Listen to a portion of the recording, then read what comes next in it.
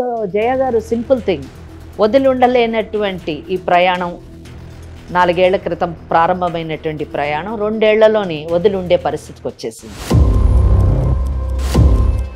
నిజంగా అంటే వాళ్ళ ఇంట్లో పెళ్లి చేస్తారనే తను మిమ్మల్ని ఇప్పుడు చెప్పుకోలేక వద్దంటున్నాడా, లేకపోతే ఇంకే వేరే ఏమైనా కారణాలు ఉంటాయని మీరు అసలు ఏమనుకుంటున్నారో చెప్తే?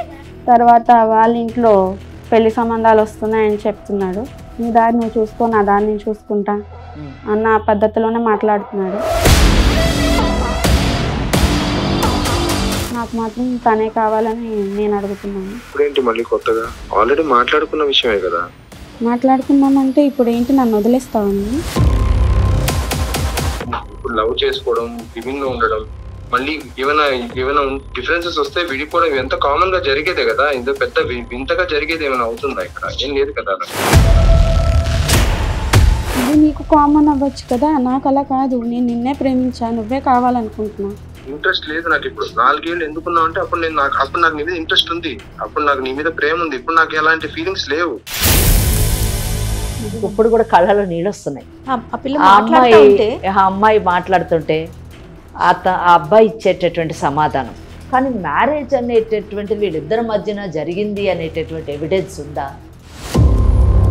కేసులు గెలుస్తున్నాం, కానీ ఆ భర్తను తీసుకొచ్చి వీళ్ళతో కాపురం చేయించలేమండి. ఆ డిగ్రీని లామినేషన్ కట్టి ఇంట్లో పెట్టుకోవాలి, అంతే. ఏం చేయమంటావు నన్ను ఇప్పుడు? ఏమన్నా చేసుకో. ఏమన్నా ప్రూఫ్స్ ఉన్నాయి నీ దగ్గర?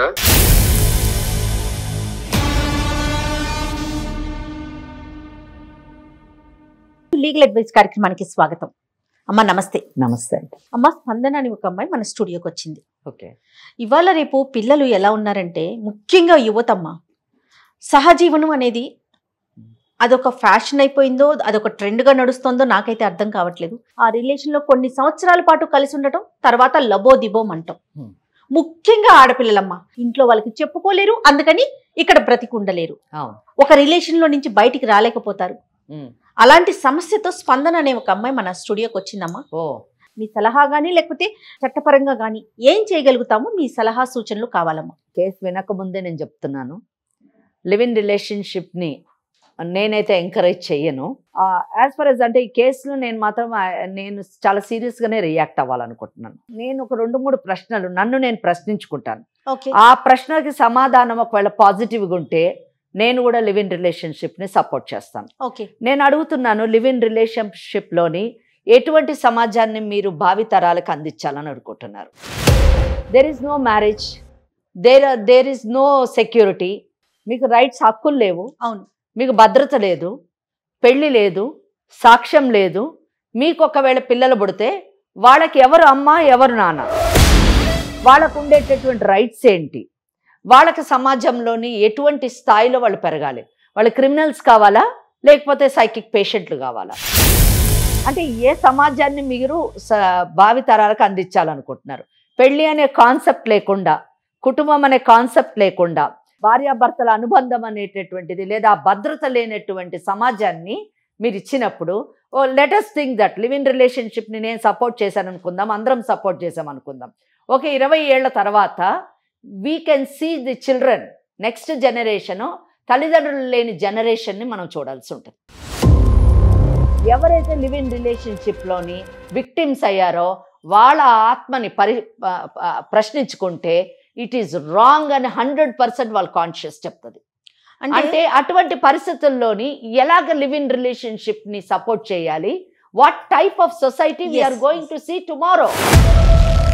ఏముందండి లివ్ ఇన్ రిలేషన్షిప్లో? సింపుల్ థింగ్ అండి. ఇద్దరు, ఒక మహిళ ఒక పురుషుడు, ఇద్దరు కలిసి ఒక అపార్ట్మెంటో ఏదో తీసుకుంటారు, జీవిస్తారు. మోజు తీరిపోయిన తర్వాత అనండి, అవసరం తీరిపోయిన తర్వాత అనండి, ఎవరు పెట్టే వాళ్ళు తీసుకొని వెళ్ళిపోతారండి. Where are the rights here? Where are the responsibilities here? Where is the future here? చెప్పండి. ఇందులో నష్టపోయేది ఆడపిల్లే ఎక్కువ నష్టపడుతుంది. మగవాడికి ఇంకొక పెళ్ళి అయ్యేటటువంటి అవకాశం ఉంది, లేదా మగవాడు దాని యొక్క నెట్ రిజల్ట్ లివ్ ఇన్ రిలేషన్షిప్లో ఉన్న ఫిజికల్ రిలేషన్షిప్తోని అతను ఫాదర్ అయినా కానీ ఆ రెస్పాన్సిబిలిటీని వదిలించుకోవచ్చు. కానీ మహిళ మదర్ అయితే ఆ రెస్పాన్సిబిలిటీ ఇచ్చింది కదమ్మా, రెస్పాన్సిబిలిటీని కూడా వదిలించుకోలేదు. Yes. అండ్ ఇంకొక వివాహం చేసుకునే అవకాశం కూడా మన సమాజంలోని అంటే లివ్ ఇన్ రిలేషన్షిప్ ని యాక్సెప్ట్ చేసేంత గొప్ప స్థాయికి వెళ్ళిన మన సమాజము లివ్ ఇన్ రిలేషన్షిప్ లో ఉన్న అమ్మాయిని పెళ్లి చేసుకోవడానికి ఏ మంచి కుటుంబం అబ్బాయి వస్తాడో చెప్పండి. వస్తాడు అంటే నేను కూడా సపోర్ట్ చేస్తాను. ఎగ్జాక్ట్లీ అమ్మా. మరి స్పందన స్టోరీ ఏంటో ఒకసారి మనం చూద్దామా? విందాం. చెప్పమ్మా స్పందన. నమస్తే అమ్మా. నా పేరు స్పందన. ఓకే. నేను వచ్చాను. నేను కిషోర్ 4 years గా లివింగ్ రిలేషన్షిప్ లో ఉన్నాము. ఓకే. మేము ఏం చేస్తుంటావమ్మా? నేను క్లరికల్ జాబ్ చేస్తున్నాను చిన్నగా. 4 years బీటెక్ లో నాకు తన పరిచయం అయ్యాడు. ఓకే. అప్పటి నుంచి ఇద్దరం ఒకరి మీద ఒకరి ఇష్టం పెంచుకొని ఫ్లాట్ తీసుకుని అక్కడే లివింగ్ రిలేషన్షిప్ లో ఉన్నాము. అక్కడే ఉంటున్నారా? వేరే ఊరికి షిఫ్ట్ అయ్యారా? హైదరాబాద్. అదే ఊరా? కాదండి, తంది వేరు. వికారాబాద్ నుంచి వచ్చి. రైట్. ఓకే. ఇద్దరం కాలేజ్ లోనే పరిచయం అయ్యాము. అక్కడి నుంచి మా పరిచయం ప్రేమగా మారింది. ఇద్దరం ఒక ఫ్లాట్ లో ఉందామని అనుకున్నాము. ఎలా తీసుకున్నారు ఫ్లాట్? ఎలా ఇచ్చారు మీకు? మేమిద్దరం హస్బెండ్ అండ్ వైఫ్ అని చెప్పి తీసుకున్నాము. చూసారా ఎందుకు మీరు అంత సీరియస్గా రియాక్ట్ అయ్యారు అని అన్నారు. ఈ రిలేషన్షిప్లో స్టార్టింగ్ నుంచి అబద్ధం ఉంది, భద్రత లేదు. Why they came to Hyderabad? వాళ్ళ ఇంటి పక్కనే ఉండొచ్చు కదా. If the relationship is genuine, fair, అది సమాజం యాక్సెప్ట్ చేసింది అయితే, లీగలీ యాక్సెప్టబుల్ అయితే వాళ్ళ ఇంటి దగ్గర ఉండొచ్చు. అపార్ట్మెంట్ ఏమని చెప్పి తీసుకున్నారు? మళ్ళీ అబద్ధం చెప్పి తీసుకున్నారు. భార్య భర్త అని చెప్పి అబద్ధం తీసుకున్నారు. Why all these things? అంటే నీ మాటకి మేము అడ్డు మాట్లాడుతున్నాం అనుకోకు. ఓకే, చెప్పు. తనకి జాబ్ అనేది ఏం లేదు. ఓకే. నాకు జాబ్ వచ్చాకనే నేను చూసుకున్నాను. ఇంటి రెంట్ గాని మొత్తం అంతా నేనే చూసుకున్నా. తనకి కావాల్సినవి, నాకు కావాల్సినవి, ఇంట్లో అన్ని నేనే చూసుకున్నాను. తర్వాత తనకి 2 years తర్వాత జాబ్ వచ్చింది. ఫ్రెండ్ సర్కిల్ ఎక్కువ అయింది. ఓకే. నన్ను అవాయిడ్ చేయడం స్టార్ట్ చేశాడు. పెళ్లి సంబంధాలు వస్తున్నాయని చెప్తున్నాడు.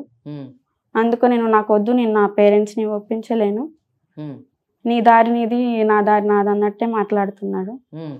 ఏం చెప్పినా తను నాతో కన్విన్స్ అవ్వట్లేదు అసలు.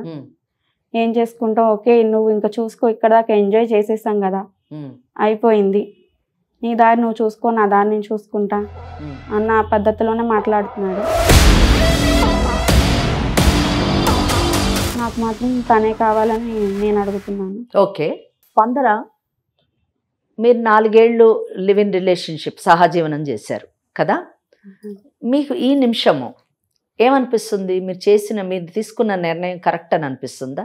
అది ఎప్పటికీ కరెక్ట్ కాదని నాకు తెలుసండి. ఇప్పుడు అనిపిస్తుంది. 4 ఏళ్ల క్రితం అనిపించింది, ఇప్పుడు అనిపిస్తుంది. ఎందుకు అనిపిస్తుంది అది? తను నన్ను ఎంతగానో ప్రేమించాడు, నేను తను అట్లానే ప్రేమించాను. ఓకే. తను ఇప్పటికీ నేను కావాలనే అనుకుంటున్నాను, కానీ తను నన్ను వద్దనుకుంటున్నాడు. అదే అంటే ఇక్కడ చిన్న కరెక్షన్. అంటే నేనేం మిమ్మల్ని తప్పు పట్టడం లేను, మీరు తీసుకున్నటువంటి నిర్ణయం కూడా తప్పని చెప్తున్నాను. ఎందుకంటే అది మీ భవిష్యత్తుని పాడు చేస్తుంది కాబట్టి, అంతేగాని వ్యక్తిగతం ఏం లేదు. ఇప్పుడు మీరు ఒక మాట చెప్పారు, నేను అతన్ని ఎంతగానో ప్రేమించాను, అతను నన్ను ఎంతగానో ప్రేమించాను. కానీ మీకు ఈ 4 ఏళ్ల తర్వాత, అంటే మీ జీవితంలో జరిగిన ఈ 4 ఏళ్లలో తేడా ఏంటంటే, మీరు బీటెక్ ఇద్దరు స్టూడెంట్స్గా ఉన్నప్పుడు ఒకరికొకరు ప్రేమించుకున్నామని అనుకున్నారు. మీరు ప్రేమించింది నిజం ఉండొచ్చు. ఓకే. అప్పుడు అతని బ్యాక్గ్రౌండ్ సరిగా లేదు, అంటే ఆయన ఫైనాన్షియల్ పొజిషన్ సరిగా లేదు. కానీ ఇక్కడ హైదరాబాద్కి వచ్చిన తర్వాత మీరు ఈ 4 ఏళ్ళు మీరే అతన్ని పోషిస్తున్నారు, అతని అవసరాలన్నీ తీరుస్తున్నారు. కానీ 2 ఏళ్ల తర్వాత అతనికి జాబ్ వచ్చింది, ఫ్రెండ్ సర్కిల్ డెవలప్ అయింది, ఆయనకి సమాజంలో ఒక స్టేటస్ వచ్చింది. వచ్చిన తర్వాత ఆయన మిమ్మల్ని నెగ్లెక్ట్ చేయడం మొదలెట్టారు. మిమ్మల్ని కేవలము అతను స్టెబిలైజ్ అయ్యేంత మటుకు మిమ్మల్ని కేవలం ఉపయోగించుకున్నాడు, కానీ మిమ్మల్ని ప్రేమించలేదు అని నేను అనుకుంటున్నాను. ఏమంటారు? దానికి ఏమంటారు? లేదండి, ఖచ్చితంగా నన్ను తను ప్రేమించాడు. నిజంగా పేరెంట్ అంటే వాళ్ళ ఇంట్లో పెళ్లి చేస్తారనే తను మిమ్మల్ని ఇప్పుడు చెప్పుకోలేక వద్దంటున్నాడా, లేకపోతే ఇంకే వేరే ఏమన్నా కారణాలు ఉంటాయని మీరు అసలు ఏమనుకుంటున్నారో చెప్తే? క్యాస్ట్ ఫీలింగ్ ఉందంటున్నాడు. వాళ్ళ పేరెంట్స్ కి చెప్పినా అసలు ఒప్పుకోరు. మీ క్యాస్ట్ వేరు, మా క్యాస్ట్ వేరు, ఎట్లా ఒప్పుకుంటారు? మరి మీరు పరిచయం అయిన కొత్తలోని మీరిద్దరు సహజీవనం చేసేటప్పుడు ఇవన్నీ ఆలోచించలేదా?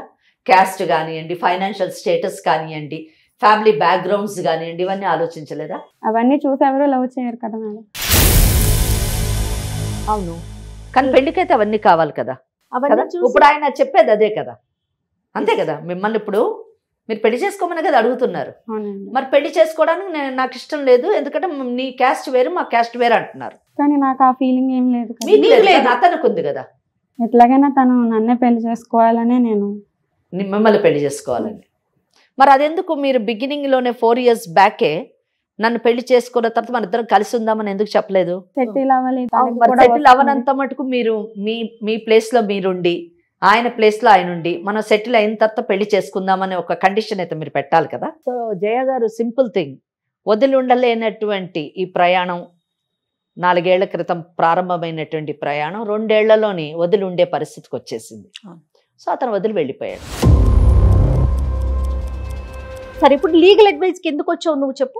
నా ఫ్రెండ్స్ కి నా కొలీగ్స్ కి మేమిద్దరం హస్బెండ్ అండ్ వైఫ్ మాత్రంగానే తెలుసు.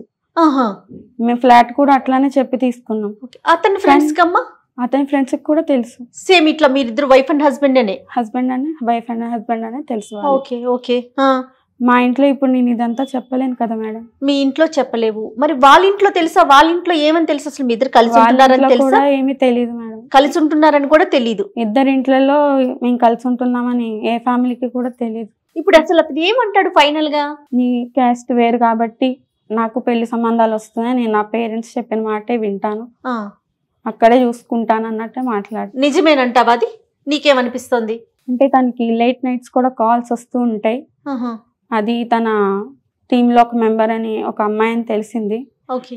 ఎప్పుడు చాట్ చేస్తూ ఉంటాడు, ఫోన్ కాల్స్ మాట్లాడుతూ ఉంటాడు, బయటకు వెళ్ళిపోతాడు. మరి నువ్వు అడిగావా ఎప్పుడైనా ఎందుకు నువ్వు ఇట్లా బయటకు వెళ్తున్నావు, ఎవరు నీకు ఫోన్ చేస్తున్నారు ఏంటనేసి? లేదు, అదేమీ నేను అడగలేదు. నువ్వు ఇంకేమీ మాట్లాడవా? అతన్ని ఏమి అడగవా? అడగలేదు మేడం. అడగలేదు. ఆ అమ్మాయి దేనికి వచ్చింది మన దగ్గరికి? ఎట్లయినా ఆ అబ్బాయే కావాలి మేడం, నన్ను కల్పించండి, ఒకసారి మేడంతో మాట్లాడించండి అని చెప్పి వచ్చిందమ్మా.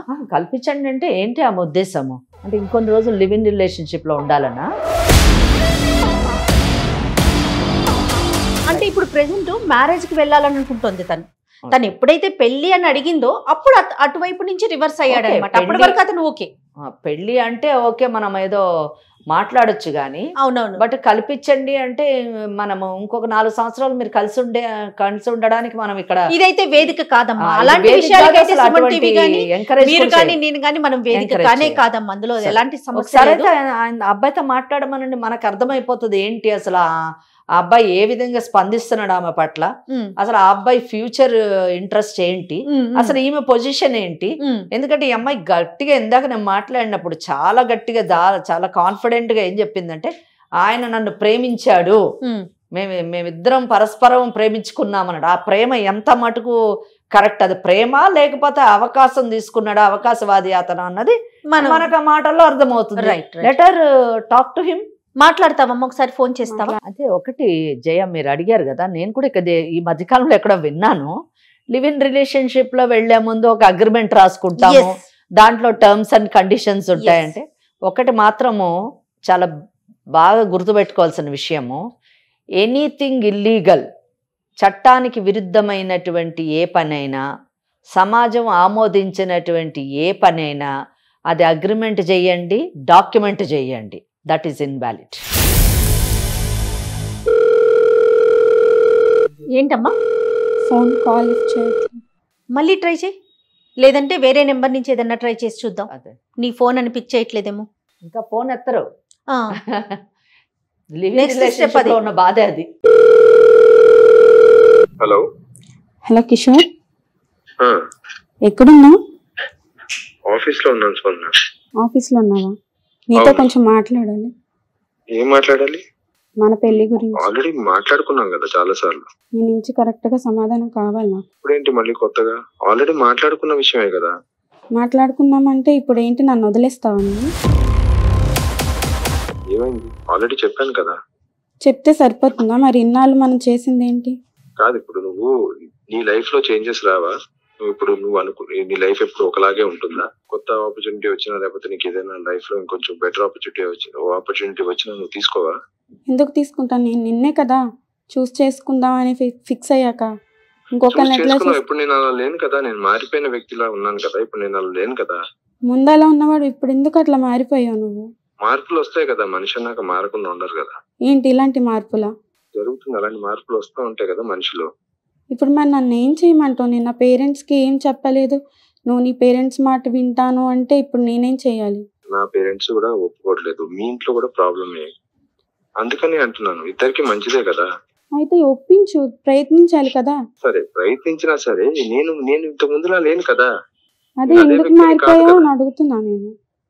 నాలో మార్పు వచ్చింది, ఇప్పుడు నీలో కూడా మార్పులు వస్తాయి కదా. నువ్వు అలాగే ఉండిపోతావు ఏంటి? ఇంకో 5 ఏళ్ళ తర్వాత ఇలాగే ఉంటావా? అంటే నీకు బెటర్ జాబ్, బెటర్ అమ్మాయి అందరు దొరికితే నన్ను వదిలేస్తావా?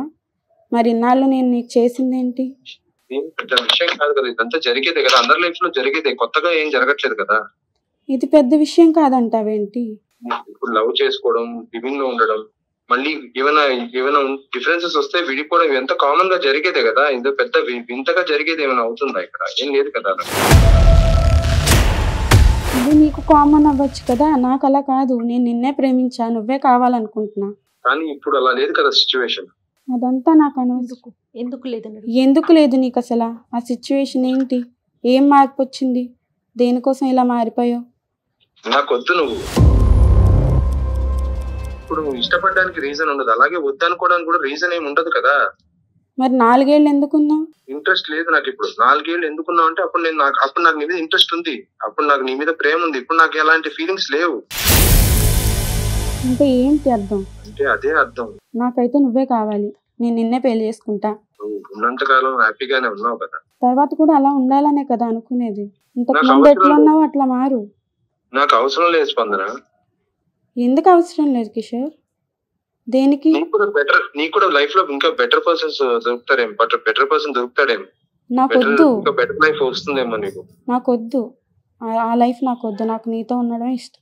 ఏంటి నీ కోసం ఇప్పుడు నేను ఆ ఫ్యామిలీని మొత్తం వదులుకున్నాను, నువ్వే మొత్తం అనుకుని సర్వస్వం అనుకుని నేను వచ్చాను నీ దగ్గరికి. ఇప్పుడు నా ఫ్యామిలీకి నేనేం చెప్పాలి? నా ఫ్రెండ్స్కి ఏం చెప్పాలి? సొసైటీకి ఏం చెప్పాలి? అవును, నీకు నేను కావాలనుకున్నావు, మన ఇద్దరం కలిసి ఉన్నావు, ఎంజాయ్ చేసి అయిపోయింది అంతే. ఇప్పుడు ఎందుకు దాని గురించి? నువ్వు ఇప్పుడు నీకు లైఫ్ లో ఇంకా బెటర్ ఆపర్చునిటీ రావచ్చు, నీకు ఇంకా బెటర్ పర్సన్ దొరకచ్చు, నీ లైఫ్ ఇంకా బెటర్ గా ఉండొచ్చు. ఎందుకు నాతోనే ఉండాలనుకుంటున్నావు?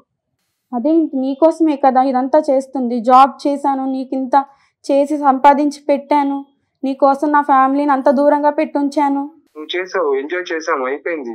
ఇప్పుడు ఆ ఇంట్రెస్ట్ లేదు నాకు. ఇంట్రెస్ట్ లేదంటే ఏంటి అసలు?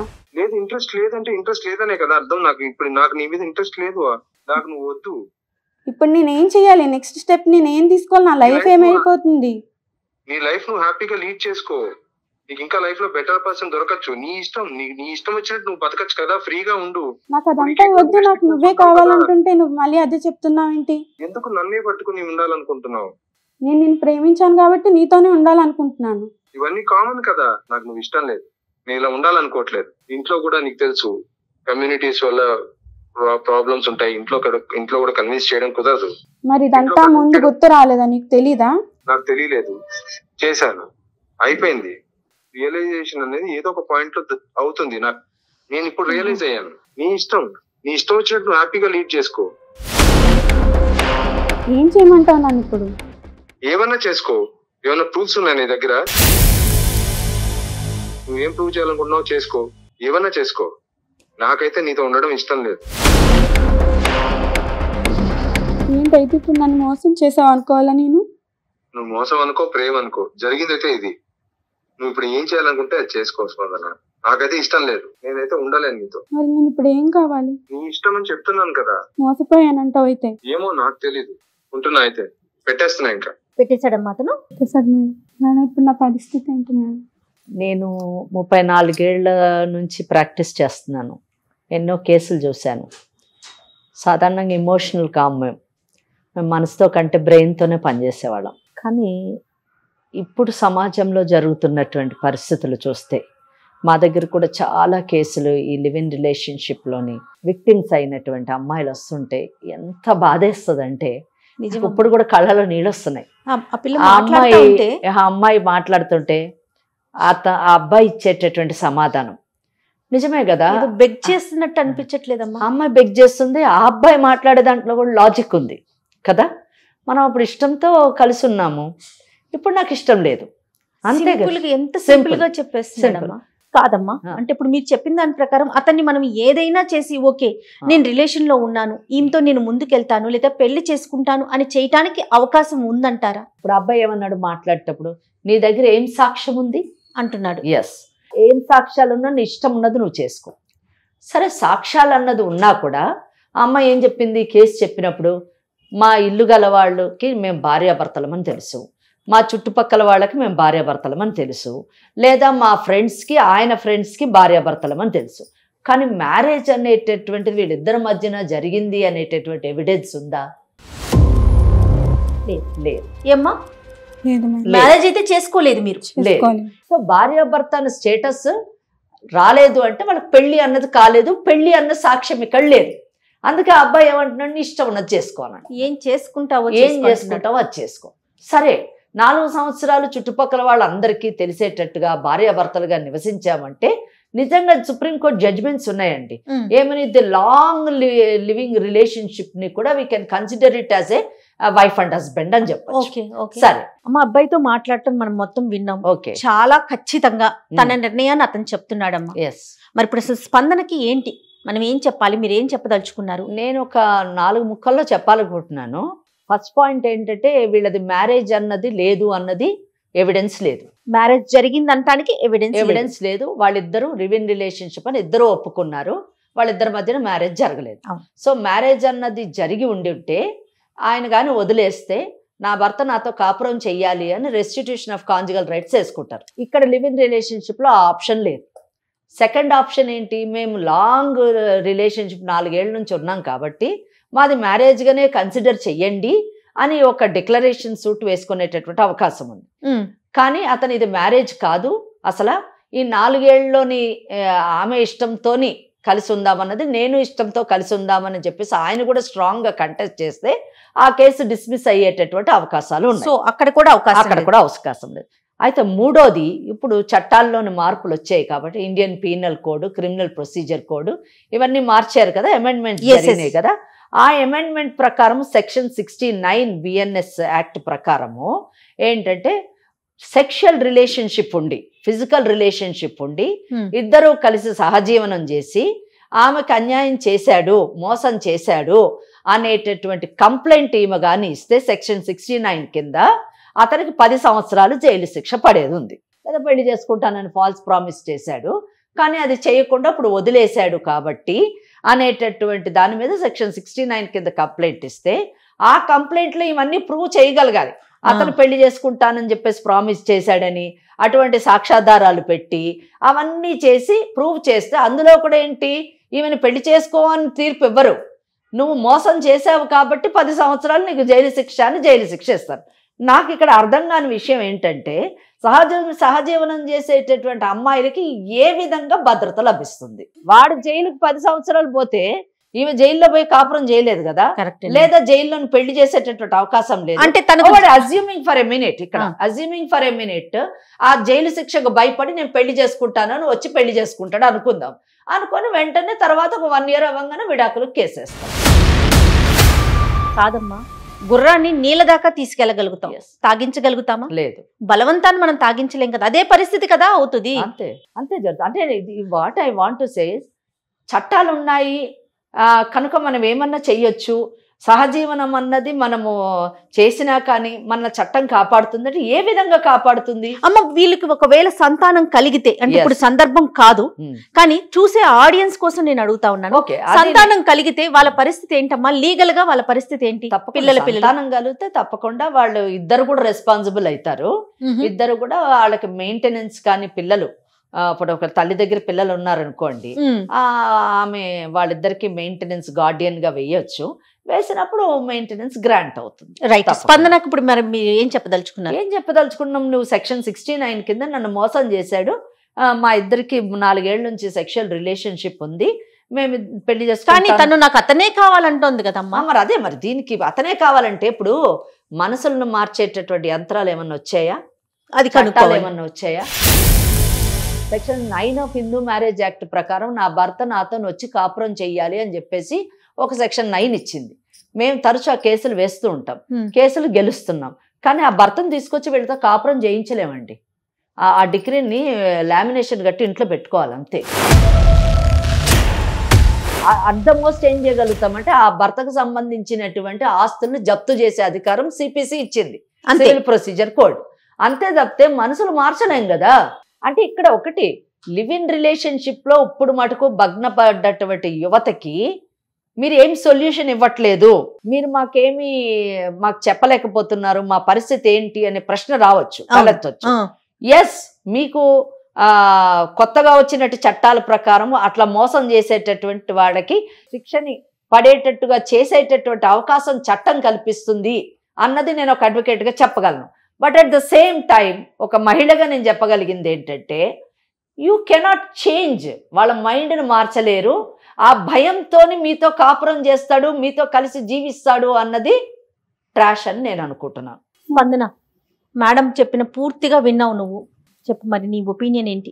నన్ను నేను మోసం చేసుకున్నాను అనిపిస్తుంది. అంతే కదా, తల్లిదండ్రులకి ఏం చెప్పకుండా ఇలాంటి తప్పు చేశాను, వాళ్ళను కూడా మోసం చేశాను. తర్వాత మీరు మోసం చేయడమే కాదు, వాళ్ళు కూడా మీ పైన ఒక నిఘా పెట్టి ఉండకపోవడం తల్లిదండ్రులది కూడా ఒక విషయం. ఇటువంటి కేసుల్లోని వాళ్ళు కూడా జాగ్రత్తగా ఉండాలండి. అది కూడా వాళ్ళ తరఫున కూడా తప్పు ఉందన్నది నా అభిప్రాయం. తల్లిదండ్రులు కూడా తర్వాత ఏ స్టెప్ తీసుకోవాలనేది నాకేమీ అర్థం కావట్లేదు. ఏముందమ్మా, నువ్వు చదువుకున్నావు, బీటెక్ చేసావు, ఉద్యోగం చేస్తున్నావు, నిజం చెప్పాలంటే అతన్ని కూడా పోషించావు. ఇప్పుడు ఈ అమ్మాయికి మెయింటెనెన్స్ ఏమన్నా వస్తుందా అని అడుగుతుంటారు కొంతమంది వచ్చి. వాళ్ళు చదువుకున్నటువంటి అమ్మాయిలు, మంచిగా సంపాదిస్తున్నటువంటి అమ్మాయిలకి ఇటువంటి పనులు చేసుకొని ఇంకా మెయింటెనెన్స్ ఏం అడుగుతామండి? మెయింటెనెన్స్ రావడానికి భార్య అనేటటువంటి డెఫినేషన్లో రావాలి కావని సహజీవనం అనే డెఫినేషన్లో ఎలాగ ఇదవుతుంది? మళ్ళీ ఆమె ఎంప్లాయీ కనుక మీరు ఒకటేనమ్మా, మీ తప్పు మీరు తెలుసుకున్నారు, మీరు మీ జీవితాన్ని సరిదిద్దుకొని చక్కగా మీ ఉద్యోగాన్ని చేసుకుంటూ మీ కెరీర్ని డెవలప్ చేస్తూ మూవ్ ఫార్వర్డ్. మంచి అబ్బాయిని, తల్లిదండ్రులు చూసిన అబ్బాయిని పెళ్లి చేసుకొని కొత్త జీవితాన్ని ప్రారంభించండి. మీ మనసులోంచి అది తీసేయండి. అతను నన్ను చాలా ప్రేమించాడు, నేను అతన్ని చాలా ప్రేమించాను, మేమిద్దరం ఒకరు విడిచి బ్రతకలేమన్నది అదంతా అబద్ధం అమ్మ. అదంతా వాస్తవంలోకి రండి. చక్కగా నిజమైనటువంటి జీవితాన్ని జీవించడానికి ట్రై చేయండి. కానీ ఈ ఎపిసోడ్ యువత అందరికీ ఆదర్శం కావాలని, వారికి ఒక కనువిప్పు కావాలని నేనైతే కోరుకుంటున్నానమ్మా. 100% అండి. ఈ ఎపిసోడ్ నిజం చెప్పాలంటే ఎలా రెస్పాన్స్ వస్తుంది అని నేను చూడాలనుకుంటున్నాను. ఏదైనా కానీ మనస్ఫూర్తిగా యువత బాగుండాలి, వారికి భద్రత ఉండాలి, ముఖ్యంగా మహిళకి రక్షణ ఉండాలి, కుటుంబం అనేటటువంటి ప్రొటెక్షన్ ఉండాలని నేను మనస్ఫూర్తిగా కోరుకుంటాను. అందుకే నేను నిజం చెప్పాలంటే వ్యతిరేకిస్తూ ఉంటాను. ఇక రాబో కాలం ఎలా ఉంటుందో మనకు తెలియదు కాబట్టి అట్లీస్ట్ మనం చెప్పగలిగినంత మటుకు, మనం ఉన్నంత మటుకు ఈ సొసైటీని మనం ప్రొటెక్ట్ చేయాలి. తప్పకుండా అమ్మా. థ్యాంక్ యూ సో మచ్ అమ్మా. నమస్తే.